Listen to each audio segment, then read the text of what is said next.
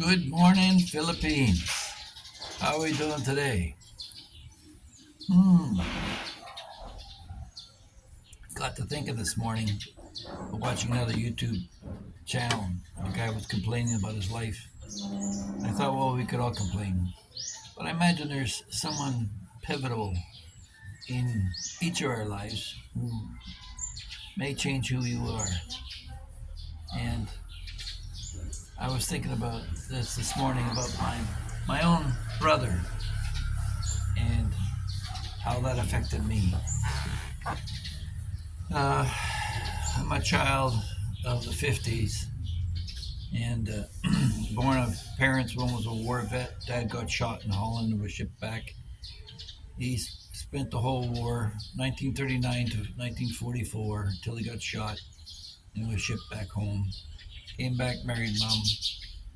Mom was of a woman of her family was a family of means, and Dad's family were, uh, although very intelligent.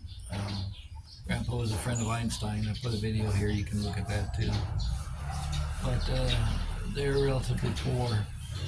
So when he came back to Canada, he didn't have much opportunity then. He was working for Sun Life Assurance when he left before he went to the war. So when he came back, he rejoined them and ended up spending it was 47 years with one company.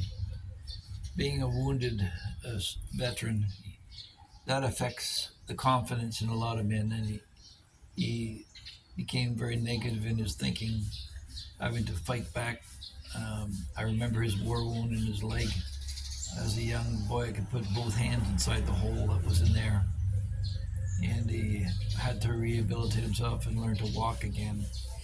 So there's no chance of him ever participating in the sports that I was involved in. So I had that growing up. Basically, there was five of us in the family. I had an oldest sister and a youngest sister, and the three of us in the middle were boys.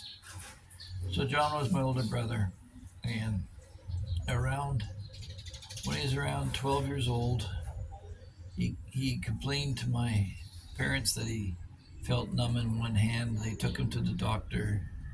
The doctor said he needed more exercise and suggested Dad get him a rubber ball to squeeze to build up his muscles in that one arm. Well, it got worse and worse, and eventually they figured out it wasn't anything to do with his muscles. He had cancer. He had brain cancer. My dad, on an income of a clerk at the Sun Life, there wasn't a whole lot there.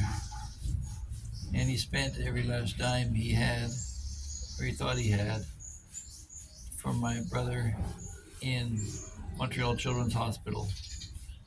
And my brother, if you had to know who my brother was well respected. He was smart, smartest one in the family. Um, and he would read his Bible every night. Maybe he was looking for a way out. I don't know. Anyway, I remember one time after a round of chemo, they released him home. Came home. He was falling over all the time. And being young, I was 11 and he was turning 13, and we we hadn't seen each other for months. He was in there in the hospital, and he lost all his hair, of course, and from the chemotherapy and the radiation treatments. And so I went up to his bedroom and I grabbed his homework from school and ran down the stairs, expecting my brother to be chasing after me. Well, it took him forever to get downstairs, and when he got to the bottom stairs, he says, "I'm going to punch you out," all slurred. And I said, "Go ahead."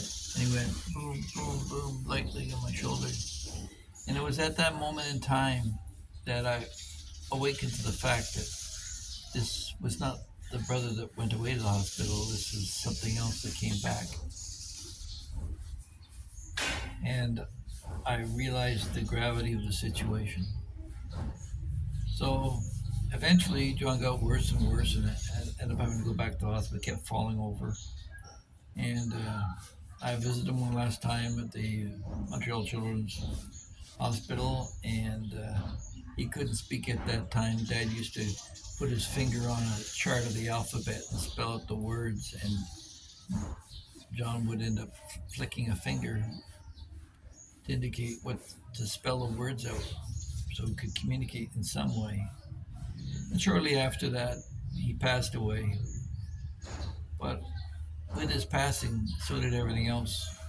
I mean, in Quebec at that time, being Anglican, it was kind of a thing like the Catholics did, where the oldest son would maybe be the priest and thought he was going into the priesthood, and sort of an eye was raised towards me, and I said, forget it, I'm not going to be a priest.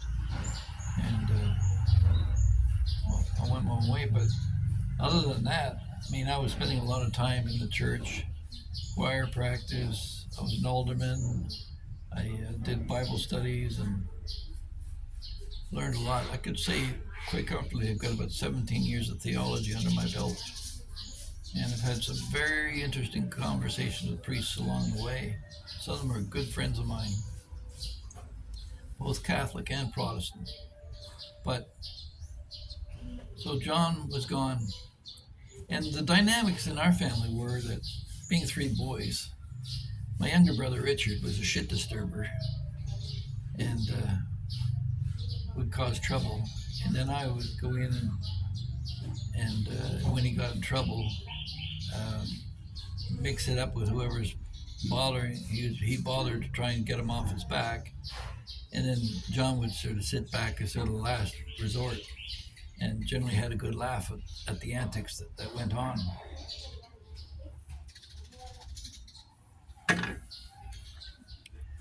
He was my best friend.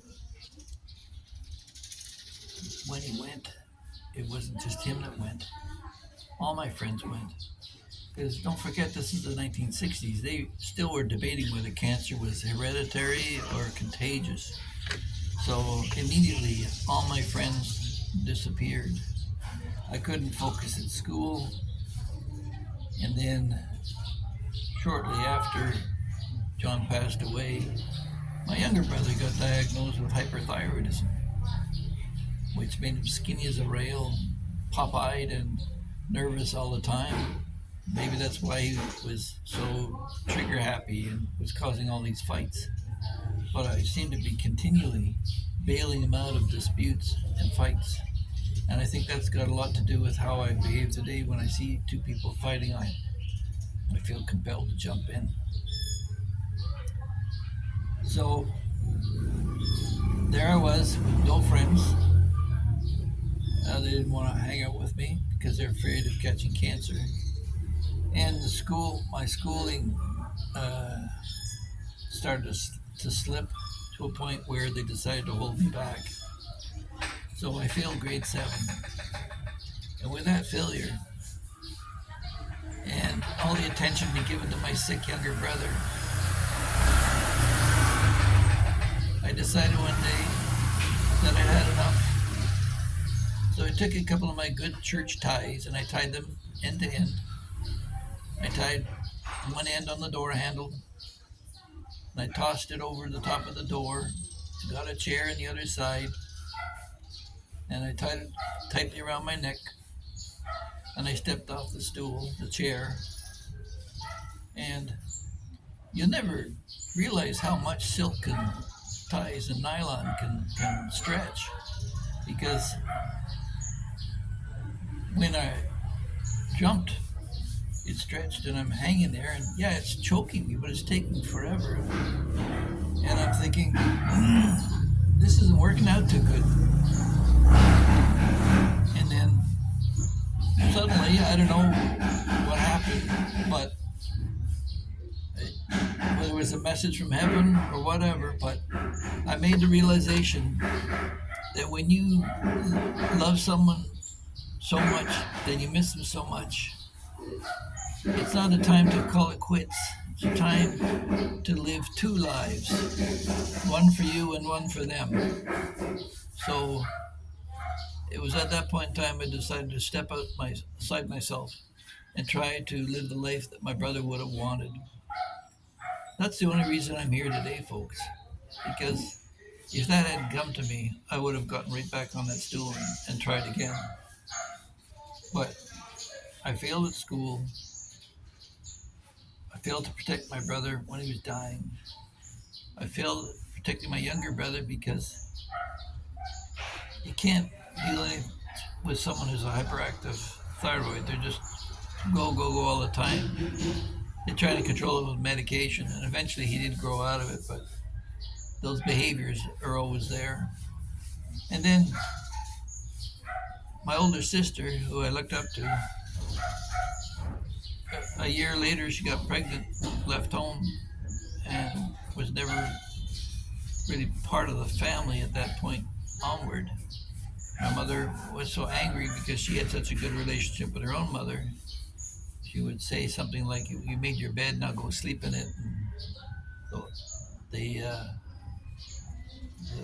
the feelings were chilled, and so there I was, failed year at school, failed at committing suicide, failed at all these things. What do I do? Well, I did my best, and I worked hard all my life. And when retirement came, yeah, I could sit around and try and figure out what it's all about. So I did a synopsis of all of life's misery for what it's worth. And I could go on about my fight with booze and my potential first wife who killed our baby without my knowledge, trying to hide it. I could go on about a number of things about how life had wronged me. Times I was wrongly fired in Quebec because I spoke English in a French community.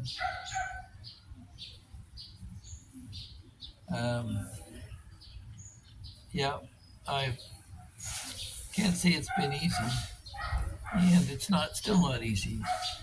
Today I have a child who's autistic with attention deficit disorder. My wife is severely handicapped and can't really work any job physically if she wanted to, and she's a sweet lady, but she's not not academically inclined, so I will forever be her protector, and that suits me just fine. So if you feel life has got you down and people have left you high and dry, you're not alone out there. That's all I'm saying here. We all want to take that jump off the chair at some point in our lives. We all get discouraged, but you dust yourself off. And this is what angers me when I see a government subsidized program saying, "Go kill yourself." In Canada, we have this thing called MAID, medically assisted induced death. And I just find it an abomination of the human spirit. All human life is precious to me, whether it be an embryo, a fetus, a baby, you call it whatever. When you dispose of a human body, you do it with dignity and respect when it passes. All things human should be treated as sacred, as we are the image of God. So, with that, I'll pack it in and I'll wish you all a great day. Bye-bye.